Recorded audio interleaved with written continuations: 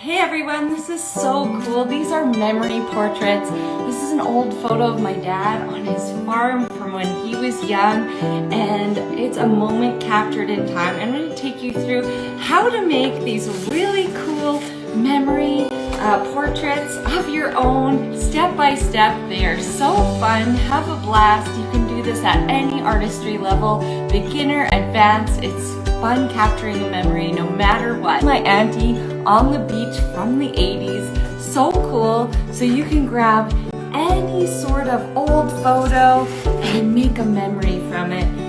This is my husband with my 3-year-old son, turned out super cute. My mother-in-law from 1970s as well, which is so pretty. And I'm gonna take you through step by step how to make these really cool pieces of artwork to capture your... So grab your supplies and let's get started. Okay, so that has dried really lovely and flat. And it's a hot press paper, so it is nice and smooth. Not like a watercolor paper with a lot of textures. Nice and flat.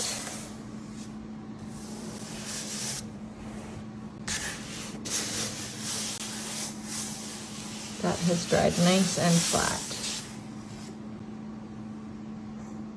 So next you're going to take your paper and you're going to rub oil pastel on the back, nice and even. You break them in half and take off the wrapper, and you just go back and forth and back and forth. Try not to get any lumps in there. And then you can cross it over. There we go. There. Next, you find your composition where you'd like to place your photo. This is a beautiful vintage photo of my mother-in-law from the 70s. Tape your top edges and then mark each corner. So if this gets moved, you don't lose your spot. So I'm actually just going to outline her form and it will transfer onto the page. Just like that. Be sure when you're doing this to pay attention to how hard you're pressing and how light you are pressing. It's called line sensitivity. And if you mix that up a little bit and press harder in some spots and lighter in others, you'll get a better drawing. So don't press super hard all the way through, and keep your pencil nice and sharp. Like that, ta-da. There we go. I have finished the outline of her silhouette, and I'm actually gonna try something new this time around. I'm going to do a different color in here, and I'm gonna leave my edges taped down so the paper will again stretch and expand and then get really flat with our paper stretching process. And it's gonna look more like a screen print because I'm gonna add another color there, which will be really neat. Okay, I'm gonna keep it light and bright and transparent. My noise was, it doesn't have to be perfect, okay? I do like an angle brush. Because of the edges you can get with that. There we go. It's being really cool.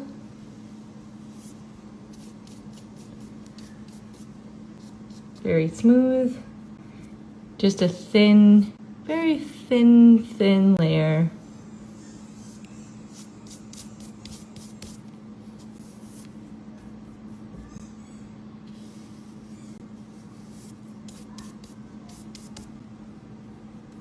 Kind of neat trying new things. I got really inspired today looking through vintage photos. I'm gonna hit that quick with the hairdryer.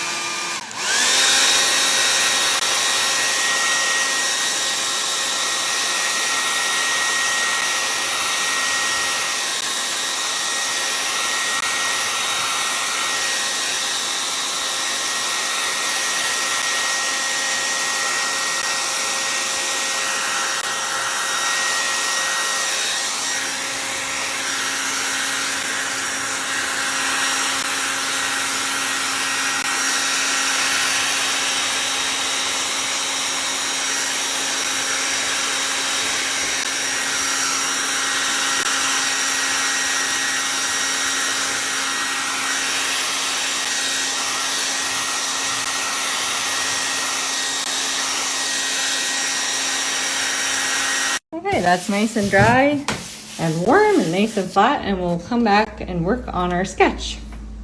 For the transfer, I like to use an HB pencil, or H, and I like to keep it nice and sharp with my electric pencil sharpener because I use so many colored pencils in this process.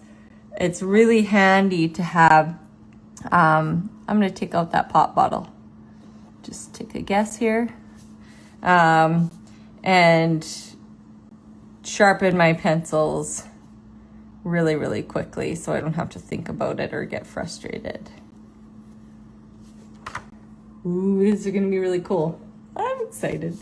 Are you excited? I'm excited.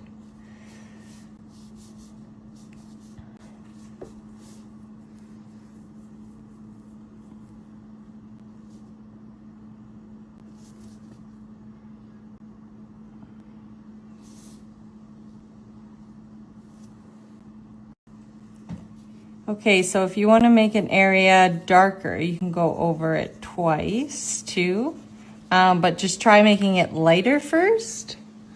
And in shaded areas as well, pay attention to your mark making. So the direction that you are drawing your line. So I'm staying really one directional with an angled line, and in dark areas, I'm coming back and repeating that line. So then it's like carries on throughout, and it'll look really pretty in your drawing.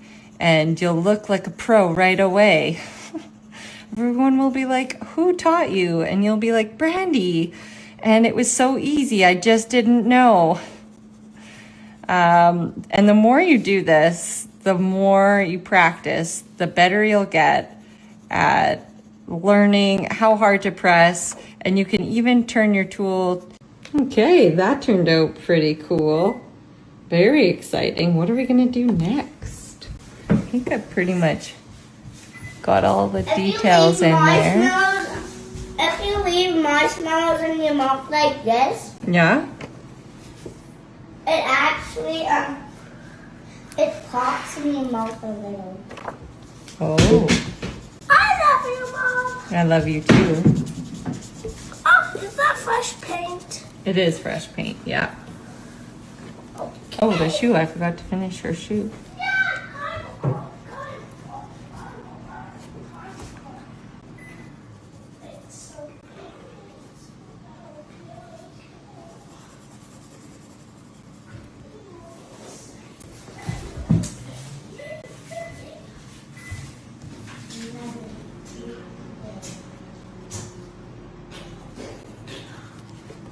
Here we go. That turned out really cool. Now we got to figure out the background. Usually I just leave it, but I think I'll go for it somehow.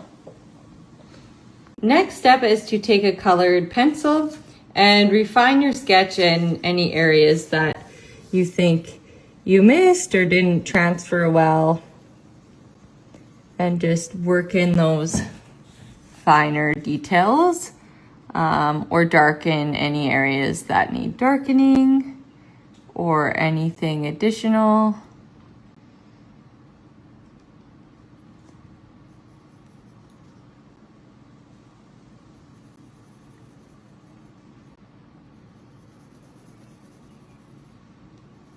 Again, paying attention to how hard you're pressing and what kind of mark making you're doing. I'm going to do a vertical line there.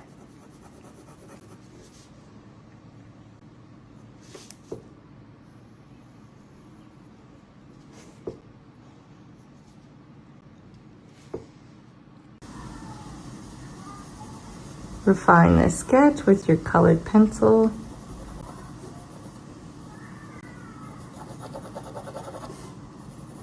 Really pretty. You can even smudge it a little with your finger and it will blend in really nice.